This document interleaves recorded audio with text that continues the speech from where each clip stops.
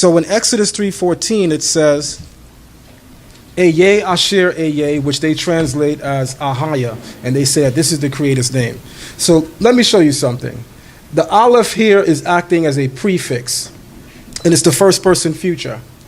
When you take the letter aleph in Hebrew and you prefix it to a verb such as 𝐻𝑦𝑎, it becomes I will.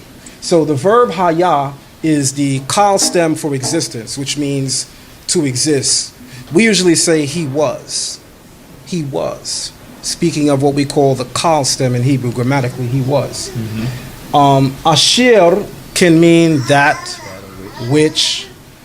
Eye is repeated again, so it's literally saying, I am that I am, or you can even say, I will be what I will be, because the aleph is acting as the future tense.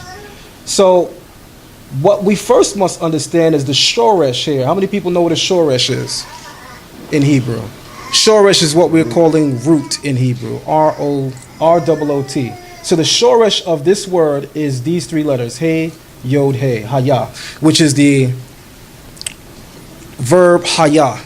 So that the Creator's name, Yod, He, Wav, He, is, let's go to the next slide so we can look at it. So in the top row is pictographic Hebrew. How many people have seen these symbols represented in Hebrew? This is also known as Proto-Canaanite Hebrew. These inscriptions were found on the island of Elephantine in Egypt. They date as far back to the 21st century BCE and the 18th century BCE. So we're talking about the era of the patriarchs, but namely we're talking Joseph.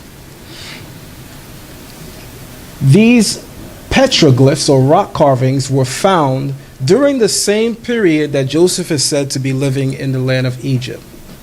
From this script develops the script that you see here, which we refer to today as Paleo-Hebrew. Some people even call it Canaanite Phoenician.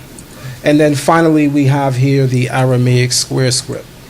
And the point I wish to stress to you is this. In looking at the root of the Creator's name, the root is Haya. So that the Creator's name in Hebrew is basically formed from the past, present, and future tenses for the Hebrew word to exist, which is Haya. So you'll sometimes hear it on the Yom Kippur prayer, where we say, Haya, he was, 𝐤𝐄, he is, 𝐸𝑄𝐄, he shall be. Haya, 𝐤𝐄, 𝐸𝑄𝐄, he was, who is, who shall be. When we're reading like Adon Olam, you'll see all of these things come out. But we're really speaking in essence of the Tetragrammaton. And what you're essentially saying is that when you think of the Creator, you must understand that none of us in this room can define him. And we must understand that a name seeks to define the essence of the thing that it is naming. So in trying to captivate your mind with that thought, you must ask yourself a question. How do I name that which has no limitation? Because anytime you name something, you're defining it. And anytime you define something, philosophically speaking, you can only define that which has a limitation, that which has a beginning or an end, or that which you can completely fathom. Can anybody fathom God? No. So to the brilliance of the Creator in naming himself, because we don't give him his name, to the brilliance of the Creator in naming himself, he calls himself the self-existent eternal one, the one whose existence is truly existence, because all of our existence is dependent upon him. His existence is not dependent upon any of ours. So he's the only one that can truly be said to exist. Okay, so in moving on, there is no way that 𝐤𝐄, 𝐻𝑚, 𝐤𝐄, or to look at one of them and say that it's the Creator's name, because it doesn't give you the full spectrum and essence of the meaning of his name. The full spectrum and essence of his name is that he is the eternal one. Right. So if we're calling him 𝐻𝑚, or if we're calling him 𝐤𝐄, we're just capturing the future tense, I will.